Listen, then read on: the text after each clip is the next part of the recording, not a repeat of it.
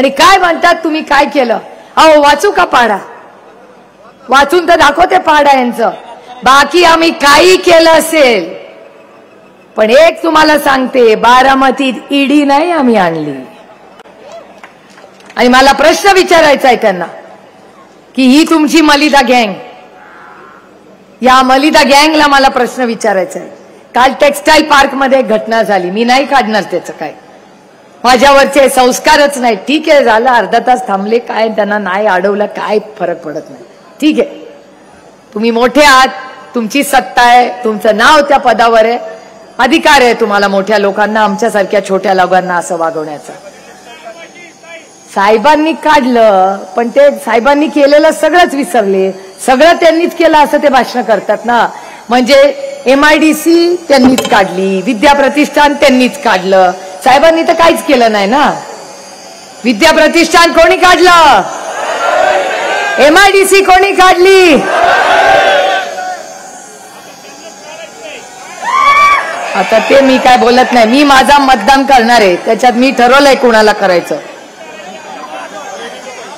कृषी विज्ञान केंद्र ह्या देशामधलं जे माझे बंधू आज राजेंद्र पवार यशस्वीपणे बघतात, ते कोणी काढलं? म्हणजे MIDC पवार साहेबांनी काढली, शेतीला हमी भाव साहेबांनी दिला, कृषी विज्ञान केंद्र साहेबांनी केलं, आणि या देशातली सगळ्यात मोठी सरसकट 70,000 कोटी रुपयाची कर्जमाफी कोणी केली? तर ते सगळं विसरले, आता जाऊ दे. कारण का त्या मलिदा गँगनी इतकं गुरफटलाय ना त्यांना. तो चष्मा जो अमोल दादाला बदलायला सांगितला तो ह्यांनी बदलला असता तर हा दिवसच आला नसता. आणि त्या ज्या टेक्सटाईल पार्क मध्ये मला प्रश्न विचारायचा आहे, ते टेक्सटाईल पार्क आदरणीय पवार साहेबांनी मंत्री असताना इथे बारामतीत आणलं. 6,000 लोक तिथे कामाला असायची. आज किती लोक आहेत कोणीतरी हिशोब करा. 50% तिथल्या फॅक्टरीज आज बंद आहेत. मी पार्लमेंटमध्ये विचारणार आहे, कारण का तो पार्लमेंटचा विषय आहे, की पार्लमेंटमध्ये केंद्र सरकारने टेक्सटाईल पार्क इथे काढलं, पैसे दिले, किसी को तो जवाब देना पडेगा की केंद्र सरकारच्या पार्लमेंटच्या सगळा जो निधी तिथे टेक्सटाईल पार्क मध्ये आलाय, तिथे 2,000 पण महिला काम करत नाही, तिथे 6,000 महिला काम करायला हव्या होत्या. तिथले 50% युनिट बंद आहेत आज. मी शब्द या भागाची लोकप्रतिनिधी म्हणून देते, मी स्वतः त्या टेक्सटाईल पार्क मध्ये लक्ष घालीन आणि 100% कपॅसिटीने ते टेक्सटाईल पार्क तुम्हाला चालू करून दे. याच्यासाठीच तर आम्ही निवडून गेलो केंद्रात, नाही तर कशासाठी गेलो.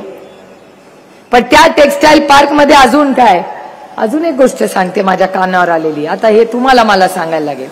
माझ्यावर त्या पत्रात टीका झाली आणि की सोन्याचा चमचा घेऊन जन्माला आल्यांना 1,500 रुपयाची काय किंमत. अरे हो, सोन्याचा चमचा घेऊन आले जन्माला मी. 1,500 रुपये हिला काय कळणार. सोन्याचा चमचा घेऊन जन्माला आले. हो सुप्रिया सुळे सोन्याचा चमचा घेऊन जन्माला आली. पण एक तुम्हाला सांगते की ह्या सोन्याच्या बांगड्या घालते ना, या 6 सोन्याच्या बांगड्या आहेत. ह्या सोन्याच्या बांगड्या शारदाबाई पवाराच्या आहेत. माझी आजी जोपर्यंत बाई जिवंत होत्या त्यांच्या हातात ह्या सोन्याच्या बांगड्या होत्या. त्या गेल्यानंतर 6 ह्या बांगड्या माझ्या आईला दिल्या. त्या 6 बांगड्या माझी आई सोन्याचं काही घालत नाही म्हणून तिने कपाटात ठेवल्या. माझ्या लग्नात मला दिल्या. तो दिवस आणि आजचा दिवस माझी ताकद कुठून येते तर शारदाबाई पवाराच्या या 6 सोन्याच्या बांगड्यातून येते. आणि ह्या सोन्याच्या बांगड्या आणि माझ्या तोंडातला सोन्याचा चमचा हा कुठल्या इन्कम टॅक्स, CBI, EDचा नाही. तो गोविंदराव पवार आणि शारदाबाई पवारांच्या कष्टाच्या रक्ताच्या पैशातून घातलेल्या या 6 सोन्याच्या बांगड्या आहेत. आणि ज्या माळाच्या देवीवर माझी आजी नेहमी जायची तो दिवस आणि ती कथा माझी आई आणि माझ्या काकी, माझ्या मोठ्या काकी सगळ्यात, त्या नेहमी मला ती कथा सांगायच्या. रजनी इंदुलकर तुम्हाला माहिती असतील ऐकून, ज्यांच्यावर मध्ये रेड झाली होती. त्या रजनी इंदुलकर त्यांची आई, ज्यांना मी मोठी आई म्हणायची, मोठ्या काकींनी मला एक गोष्ट सांगितली होती.